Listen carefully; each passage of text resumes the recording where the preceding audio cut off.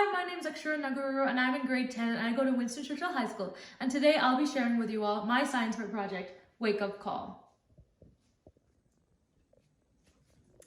So my project is on sleep, and sleep is a huge topic. So in these 15 minutes, I'll try to share as much as I can.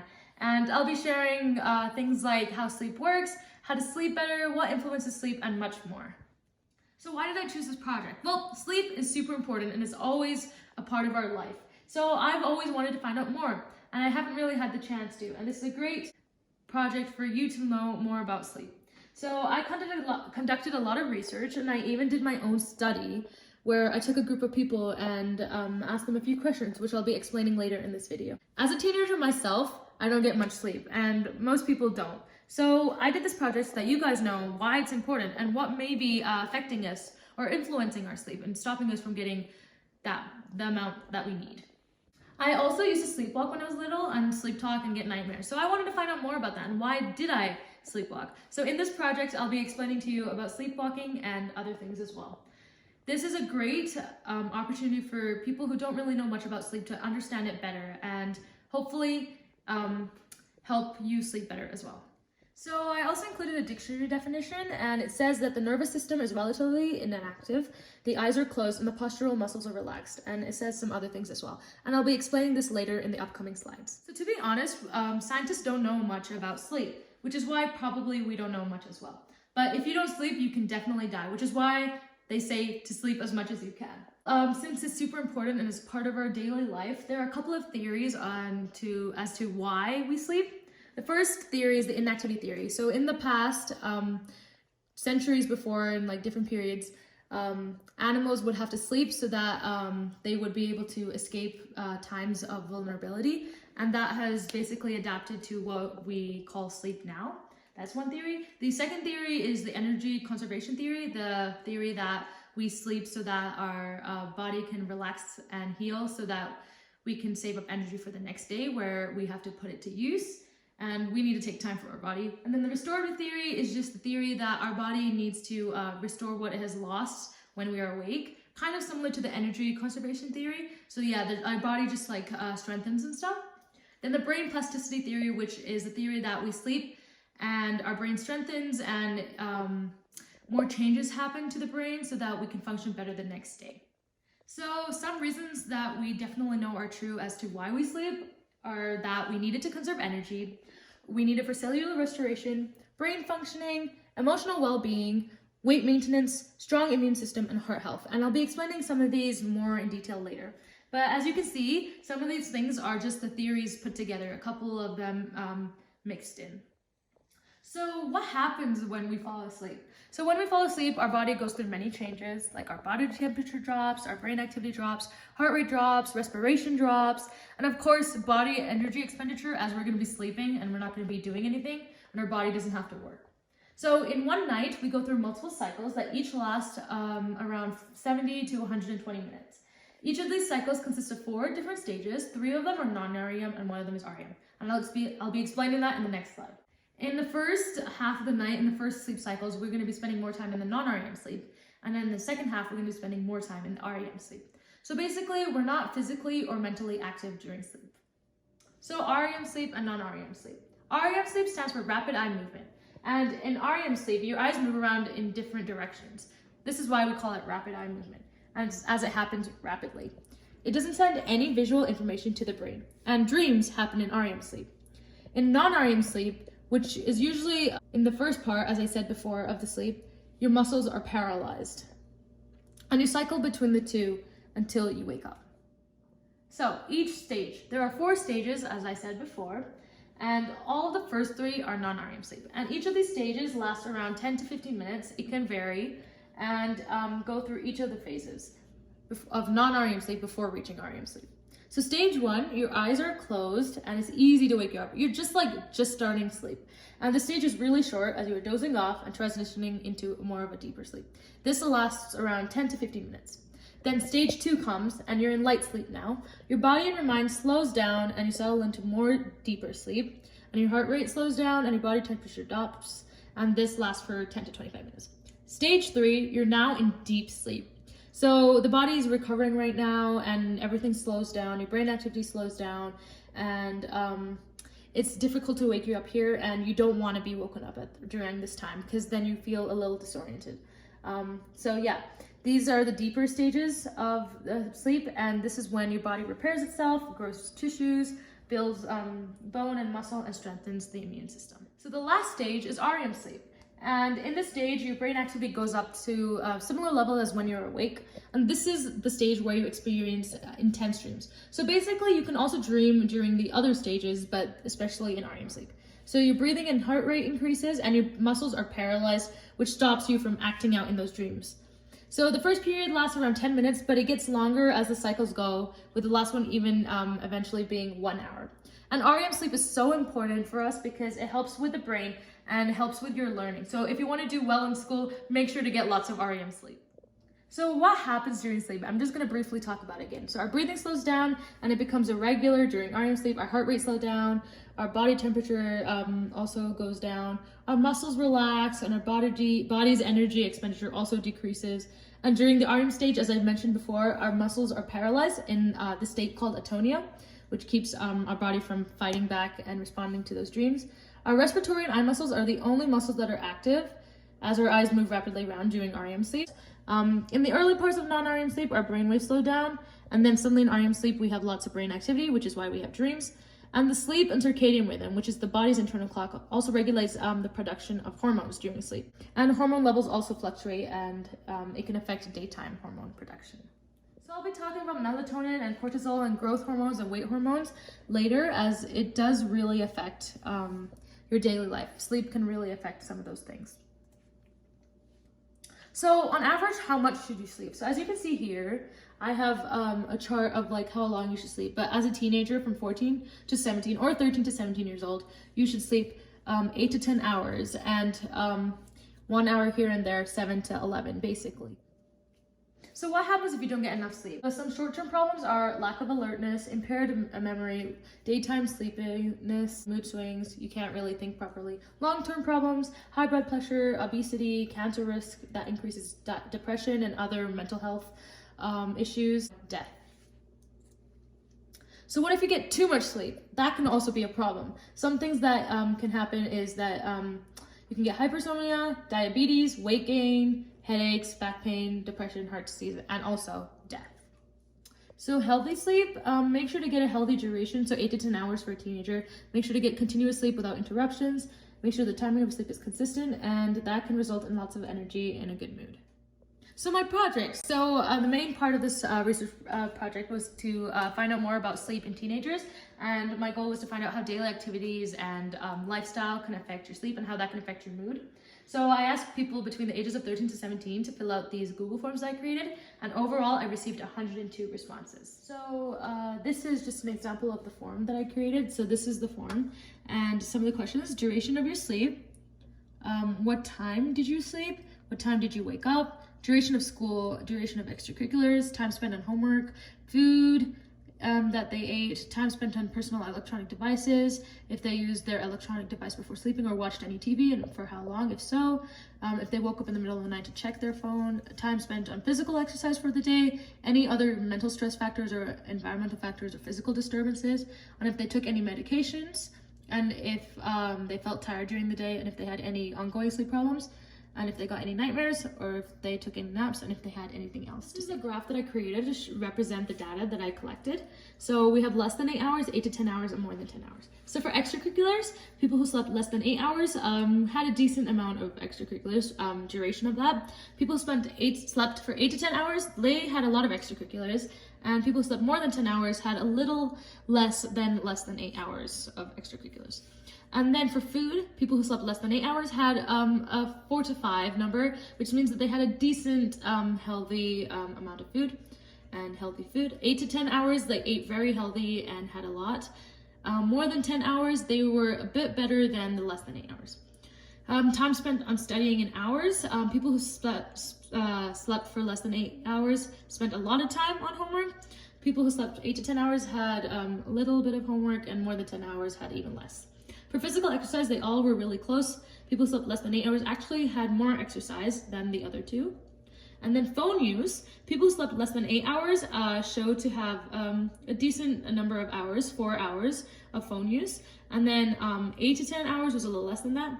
And for more than 10 hours had more time spent on their phone, which I found that really shocking. And use of phone before bed, as you can see, people slept less than 8 hours, spent more time on their phone, 2 hours on average before bed.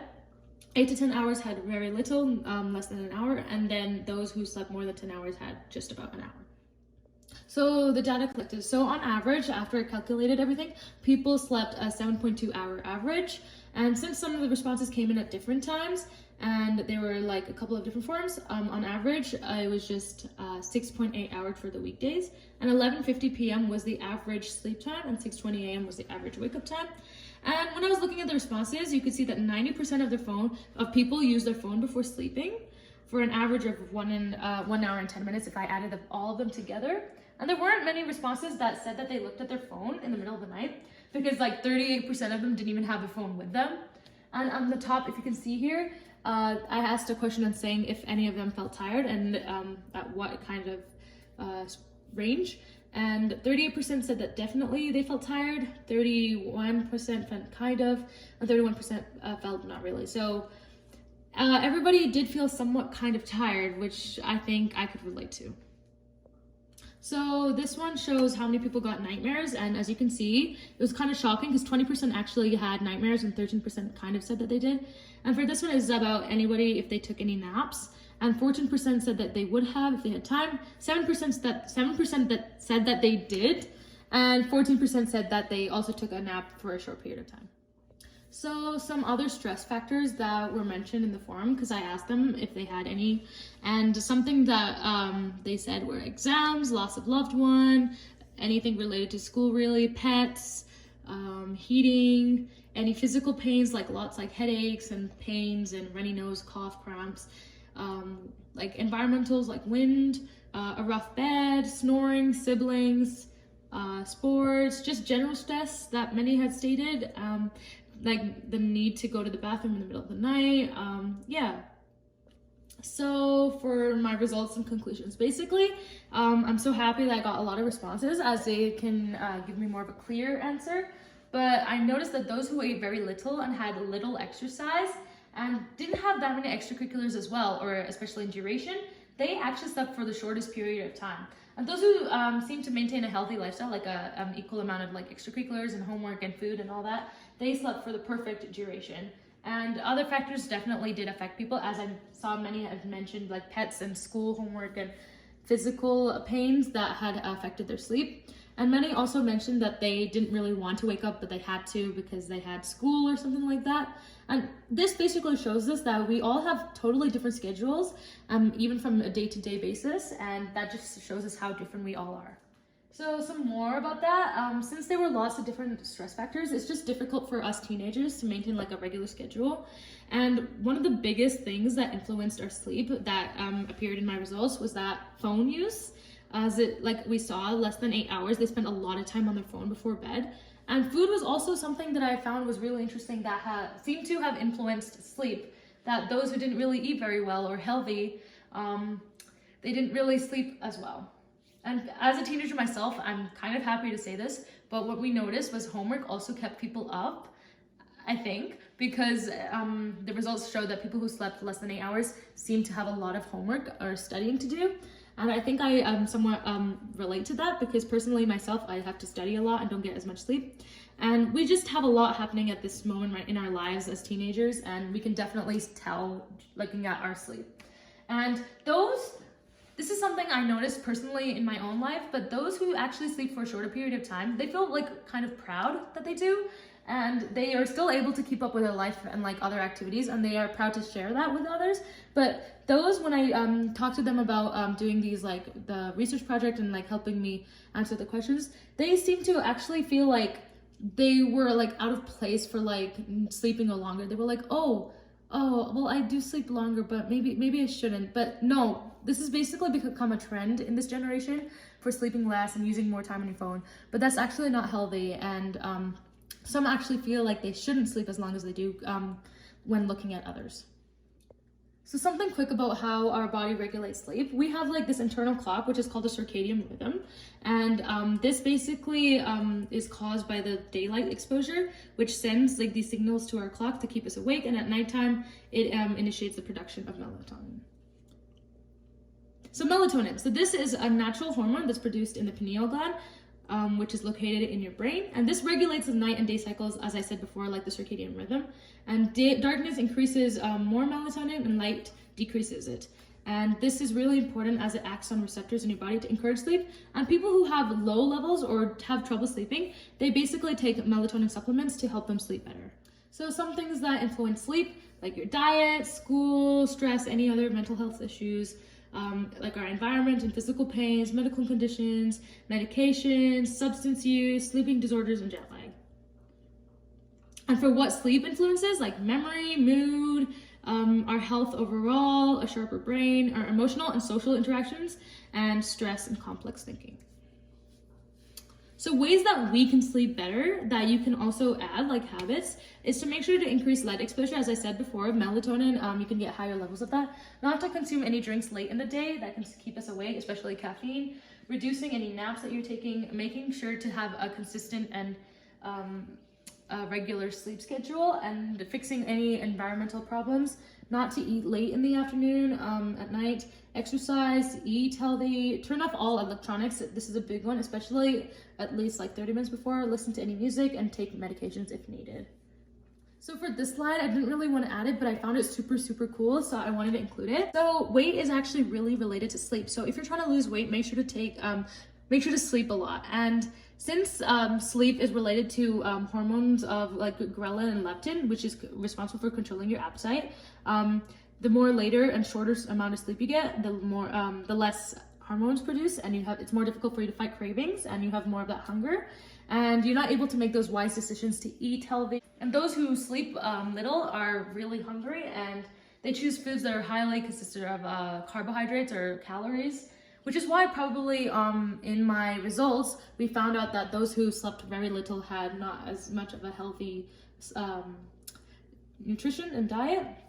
So yeah, due to the time constraint that I have, I'm going to be including the PowerPoint in the link below in the description so that you can check out more, because I find that this is really important and can help you.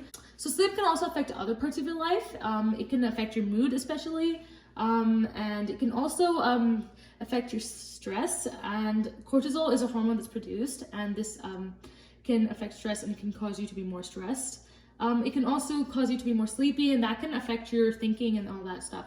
And you may not feel this, but your brain won't be able to function properly, which is why if you have a test the next day, make sure to always sleep. It really helps. And you won't be able to think with more reasoning and everything, and it's just not easy for you to make those right decisions. So somnambulism, sleepwalking, I really wanted to include this because this is something that I went through when I was younger. And this is like a disorder that occurs in the non-REM sleep during the deep stage, during the first third of the night. And if this is interrupted, it's kind of disorienting, so that's why they say not to wake you up during this age. And this occurs more in children, and it hits peak during ages 10 to 13 years old.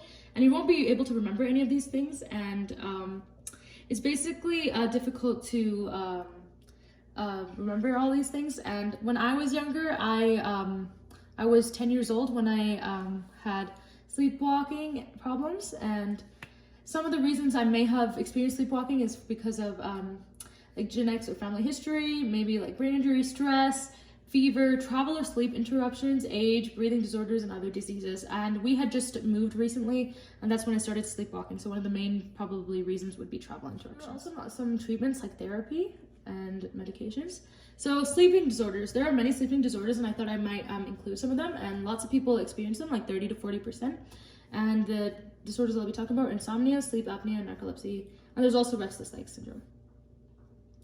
So insomnia is like the most common sleep disorder, and this is when it's like hard for you to fall asleep or wake up again, and you have a difficult time falling asleep, and you can experience lots of problems like fatigue, sleepiness, mood problems, concentration. So the next one is sleep apnea, which is a really dangerous disorder, and you might know somebody who has sleep apnea that uses CPAP therapy to help them. And make sure if you have this to get it treated, as it can have very serious consequences. And there's two different types: OSA, obstructive sleep apnea, and CSA, central sleep apnea.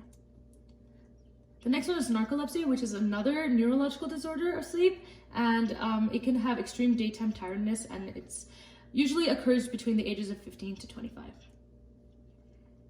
So there's different ways to get them treated: counseling, medications, minimizing like noise, light, and make sure to practice like a sleep hygiene. So there's also lots of medications, and for sleep apnea, as I said before, there's CPAP therapy. And these are the websites that I use. And thank you so much for watching and listening to me today.